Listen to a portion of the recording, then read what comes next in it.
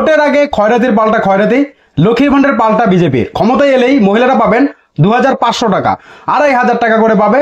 সেই সঙ্গে 500 টাকায় রান্নার গ্যাস সিলিন্ডার পাবেন, বাসে ফ্রি যাতায়াত পাবেন, 10 লক্ষ টাকা পর্যন্ত আয়ুষ্মান ভারতের বিনা পয়সার চিকিৎসা, সারা ভারতবর্ষে সেই চিকিৎসা সুবিধা পাবেন। প্রতিশ্রুতি শুভেন্দু অধিকারীর।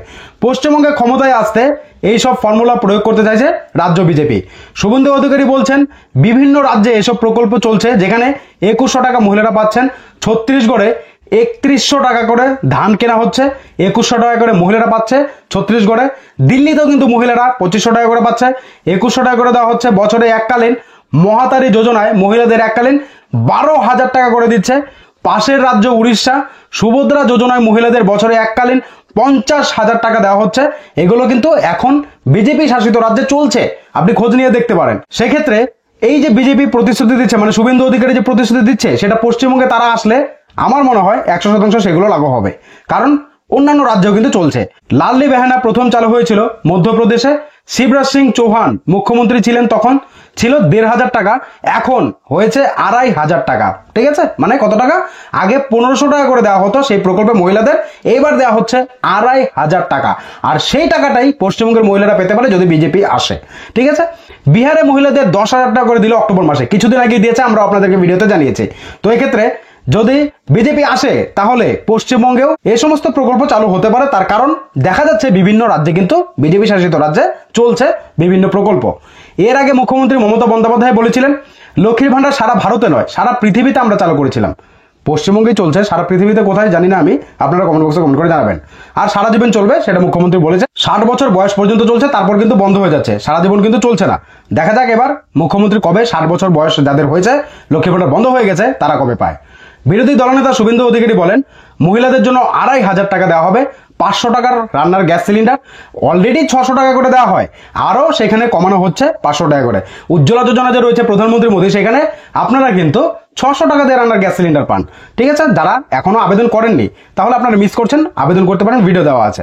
এবার দেখুন, রান্নার গ্যাস সিলিন্ডার মহিলারা পেয়ে যাবে 500 টাকায়, আরও 100 টাকা অতিরিক্ত সরকারের তরফ থেকে দেওয়া হবে যদি বিজেপি আসে পশ্চিমবঙ্গে।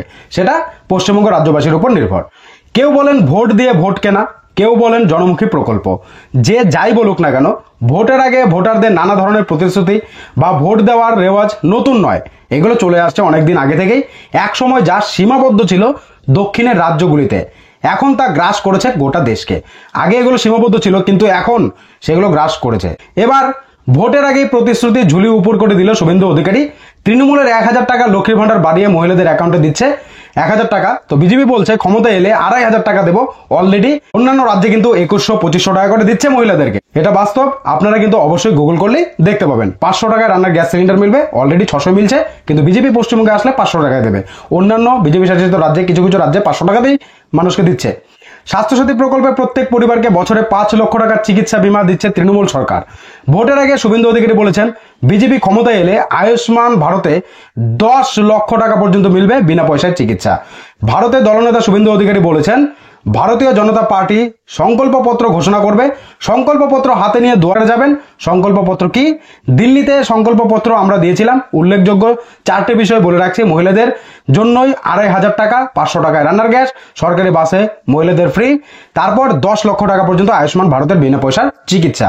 আমি প্রকল্পের কথা গুলি মেরে দিলাম, প্রকল্পের দরকার নেই টাকার, কিন্তু আয়ুষ্মান ভারত বিনা পয়সার যে চিকিৎসা সেটা কিন্তু সমস্ত জায়গাতেই অ্যাপ্লিকেবল। তো সেটা পশ্চিমবঙ্গে কিন্তু চালু হয়নি।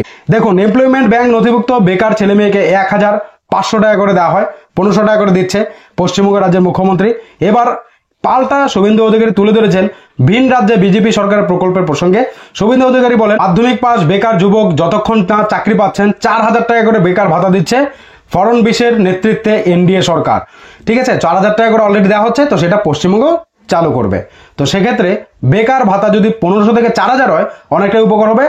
যারা এখনো পর্যন্ত চাকরি পাচ্ছে না, নিজের পড়াশোনার খরচটা চালাতে পারবে। আপনার কি মতামত জানাবেন। সব দলেই খয়রাতির রাজনীতি করে। শুভেন্দু বলেন নিজে দিলে বলে কল্যাণ, আর বিরোধী নেতা দিলে খয়রাতি, এটাই হচ্ছে রাজনীতির প্রহসন।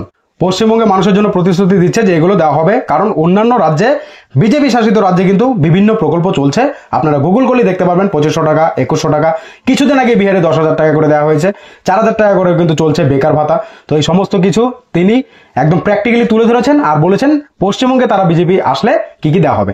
এবার এটা সাধারণ মানুষের ব্যক্তিগত ব্যাপার, তারা বিজেপিকে চায় না না চায়, কিন্তু তাদের প্রতিশ্রুতি দেওয়া সেটা দিয়েছে। এখান থেকে আপনার কি মতামত অবশ্যই কমেন্ট বক্সে কমেন্ট করে জানাবেন। আমার যেটা সব থেকে ভালো লেগেছে সেটা হচ্ছে বেকার ভাতা 4,000 এবং আয়ুষ্মান ভারতে বিনা পয়সার চিকিৎসা 10 লক্ষ টাকা, সেটা সারা ভারতবর্ষে কিন্তু অ্যাপ্লিকেবল, যেটা স্বাস্থ্যসাথী কার্ড হয়ে থাকে না। তো আপনার কি মতামত জানাতে ভুলবেন না। এই ছিল গুরুত্বপূর্ণ একটা আপডেট যেটা আপনাদের জানানো দরকার, তার জন্য আজকের এই ভিডিও। আর 1500 টাকা করে ভাতা দেওয়ার জন্য কিন্তু বলা হচ্ছে কেন্দ্র সরকারের তরফ থেকে, যে বার্ধক্য ভাতা, বিধবা ভাতা, মানবিক প্রকল্প, এই সমস্ত প্রকল্পের টাকা, তো সেটাও কিন্তু করা দরকার তাদের জন্য। এতে আপনার কি মতামত কমেন্ট বক্সে কমেন্ট করে জানাবেন। ভিডিওটিকে প্রচুর পরিমাণে শেয়ার করবেন, সবাই যেন জানতে পারে আপনার মতামত। কমেন্ট বক্সে কমেন্ট করে জানাতে